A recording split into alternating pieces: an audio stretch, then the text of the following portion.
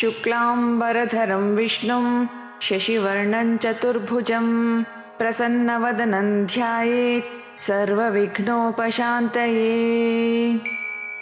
गुरुर्ब्रह्मा गुरुर्विष्णु गुरुर्देवो महेश्वरः गुरुर्साक्षात् परब्रह्म तस्मै श्रीगुरवे नमः। सरस्वती नमस्तुभ्यं वरदे कामरूपिणी विद्यारम्भं करिष्यामि सिद्धिर्भवतु मे सदा।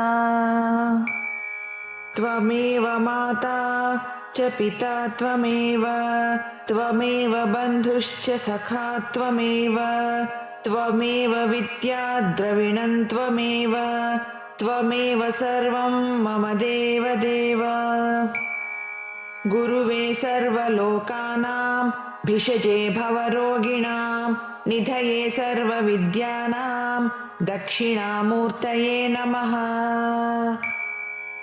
ज्ञानानन्दमयं देवं निर्मलस्फटिकाकृतिम् आधारं सर्वविद्यानां हयग्रीवमुपास्महे। शान्ताकारं भुजगशयनं पद्मनाभं सुरेशं विश्वाधारं गगनसदृशं मेघवर्णं शुभांगं लक्ष्मीकान्तं कमलनयनं योगिहृद्यानगम्यं वन्दे विष्णुं भवभयहरं सर्वलोकैकनाथम्। नमस्तेऽस्तु महामाये श्रीपीठे सुरपूजिते शङ्खचक्रगदाहस्ते महालक्ष्मी नमोऽस्तु ते। वसुदेवसुतं देवं कंसचाणूरमर्दनं देवकी परमानन्दं कृष्णौ वन्दे जगद्गुरुं श्रीकृष्णौ वन्दे जगद्गुरुम्। नीलाञ्जनसमाभासं रविपुत्रं यमाग्रजं छायामार्ताण्डसम्भूतं तं नमामि शनेश्वरम्। मनोजवं मारुततुल्यवेगं जितेन्द्रियं बुद्धिमतां वरिष्ठं वातात्मजं वानरयूथमुख्यं श्रीरामदूतं शिरसा नमामि। सर्वमङ्गलमाङ्गल्ये शिवे सर्वार्थसाधिके शरण्ये त्र्यम्बके देवी नारायणि नमोऽस्तु ते। उग्रं वीरं महाविष्णुं ज्वलन्तं सर्वतोमुखं नृसिंहं भीषणं भद्रं मृत्योर्मृत्युन्नमाम्यहम्। नित्यान्नदाननिरतं सच्चिदानन्दविग्रहं सर्वरोगहरं देवं श्रीसुब्रह्मण्यमुपास्महे। अन्नपूर्णे सदा पूर्णे शङ्करः प्राणवल्लभे ज्ञानवैराग्यसिद्ध्यर्थं भिक्षां देहि च पार्वती।